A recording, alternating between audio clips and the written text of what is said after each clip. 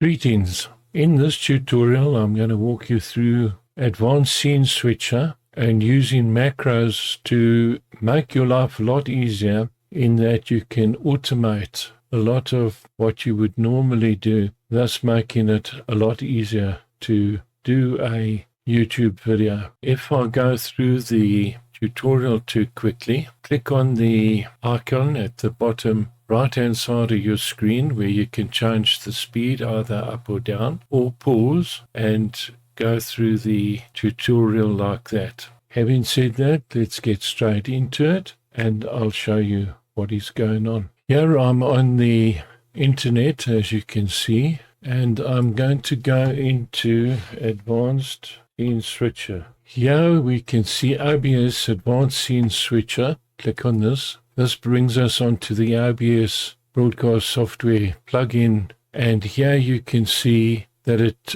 operates on Windows, Mac OS, and Linux. Go to Downloads. There you come onto this screen over here. Scroll down and down and down further until you get to the downloads. In downloads, you will see you've got Windows 64 Installer EXE. Only use this one if you are a Windows user. The reason being that once you download it and you double click on it, it'll go through the installation setup all on its own. Here I am on Windows 10 running on a virtual machine, and I will show you step by step how to install Advanced Scene Switcher on Windows. Here's the Advanced Scene Switcher.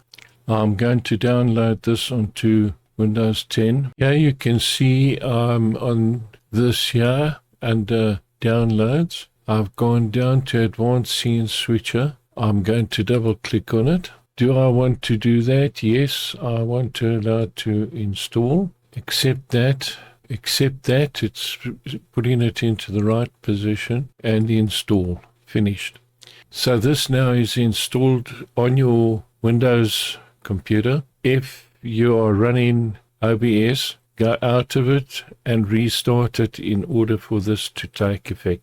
Going further, all the information that I'm giving to those that are doing Linux will be exactly the same. If you go into the index down below, you will be able to skip the Linux installation. In order to install it into Linux, you need to go onto the plugin directory. So let me do that. Here you can see I've gone into my machine. I'm looking for config. Click on config, and that now will bring you to the home page. The user, I'm Roy, so that's the user there. Config, and then look for OBS. Here you can see OBS Studio. Double click on that. You'll see your different directories underneath that folder. Here you'll see a folder called plugins.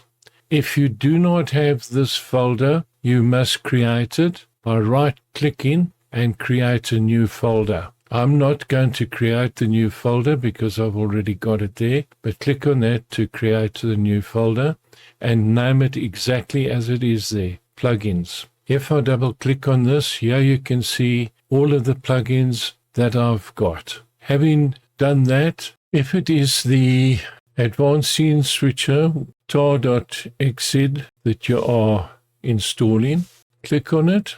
There it'll expand and then what you need to do is hold Shift and click on both of them and then say extract. I've already done it, so I'm going to say cancel, but that is to show you what happens. And that now will have installed it on your computer.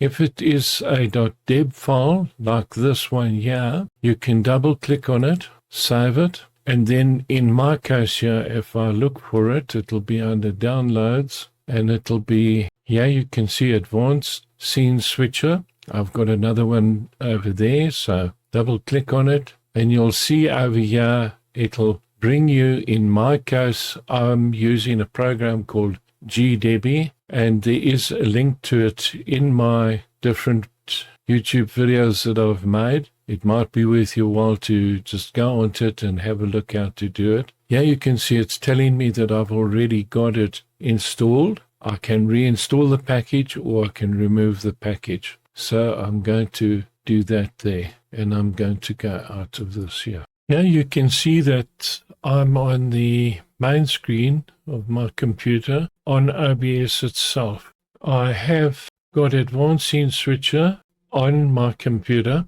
I don't think that you will have this dock available to you. So what you would need to do once you have installed Advanced Scene Switcher is you would have to go onto Tools, click on that, and you would see Advanced Scene Switcher. Don't confuse it with Automatic Scene Switcher. Click on Advanced Scene Switcher and it'll bring up this scene. I'm going to increase the size here so that it's a lot easier for us to see.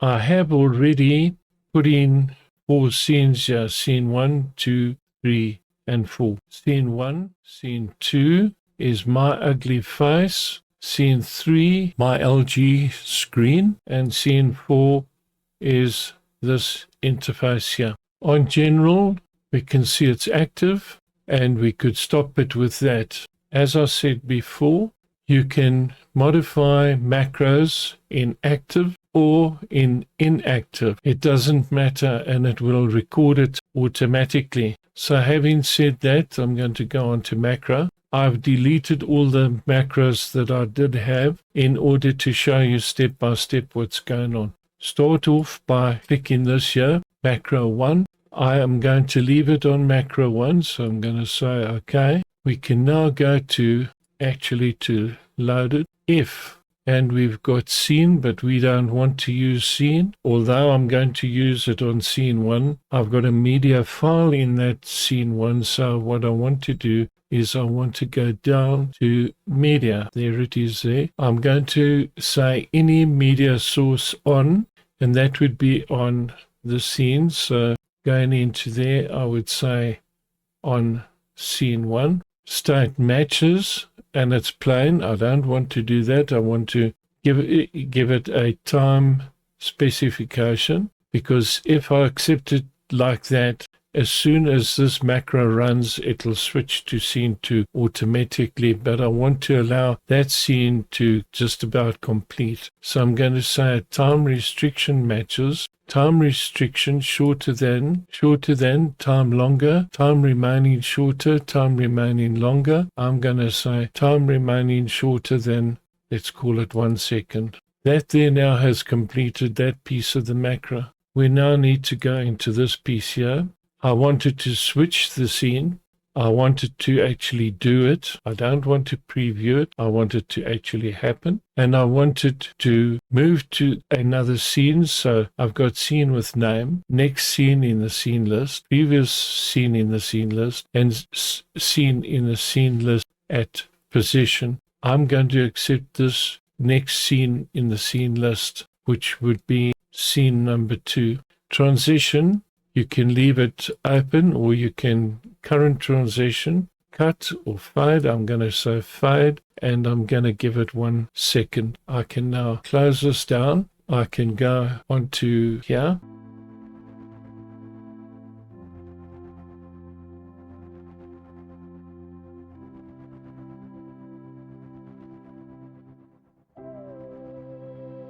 And there it's moved to scene number 2, as we can see over there. So that has done exactly what we wanted it to do. But now what I wanted to do is to have the option that I can go from scene 1 to scene 2, scene 3, scene 4, etc., or 4, 3, 2, 1, whatever. In order to do that, we're going to have to go back onto the Advanced Scene Switcher. So I'm going to click that. Here I'm back onto the macro. Macro 1 we've already got. If we click on it, it'll bring it back up again. But I want to do another scene. So I'm going to go macro 2. And this macro, I wanted to go from scene 4 to 3 to 2 to 1, etc. So in order to do that, I'm going to use a hotkey. Now, looking at this, you can see that there are quite a number of options available to us over here. I'm going to click on hotkey. and I'm going to say I want the hotkey trigger, and I'm going to ask it to trigger on 1. If I trigger on 1, I want it to go backwards, and if I wanted to trigger on 2, I want it to go forwards. So I've got that. I'm happy with that. Now I'm going to click on here.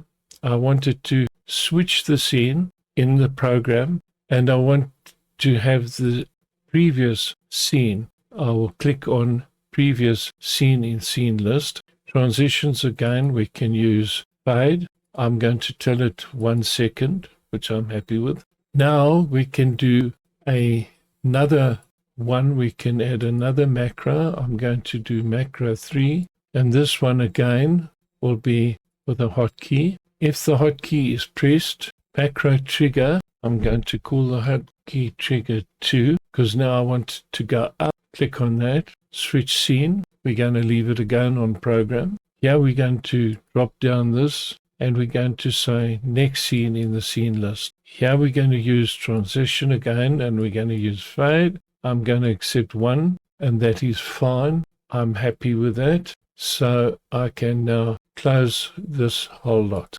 Now I can go back onto this scene over here. Here you can see me again in this here. But I've got to go back onto the other scene, and I need to go to hotkeys. Under hotkeys, I've got trigger 1, I've said is 1. Trigger 2, I've said is the numeral 2, and I've got to apply it, and okay. I can close this down now, and I can go back onto the scene over here. I'm now going to click the 1 key, which should take me to that first scene with the turtle and the swimmers.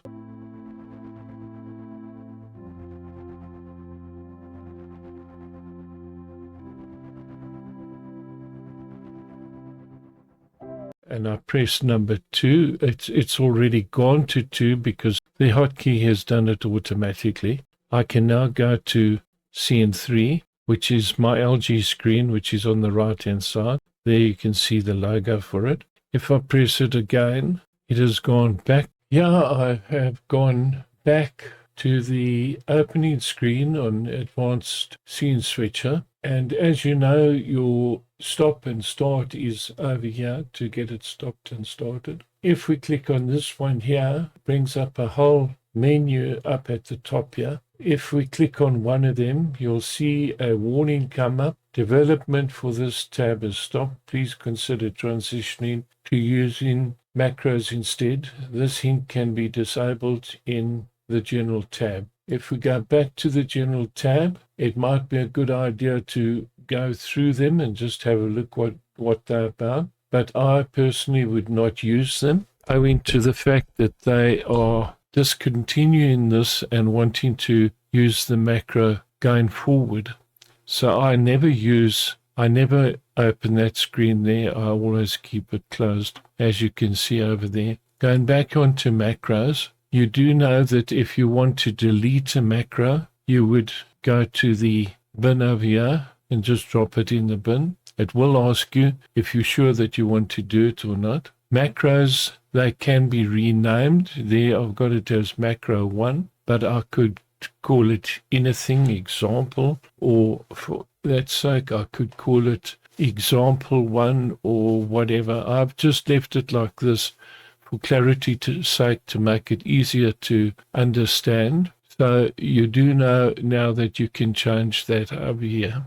You have also got this key over here, which brings up a whole lot of visual settings, hotkey settings, and general settings. Under general settings, there's also dock settings here, where you can actually register a dock widget to control the pause state of the selected macro or run it manually. I haven't done this because I have got a program running which is called Scene Dock, which makes it a lot easier for me to do that.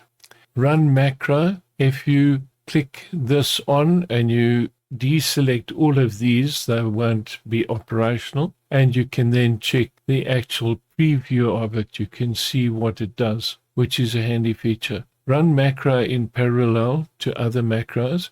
If you click that on, if you've got other macros that run continually, those will continue to be able to run and will not interfere with the macro that you want to run. This one here, macro 1, there you can see all of it there.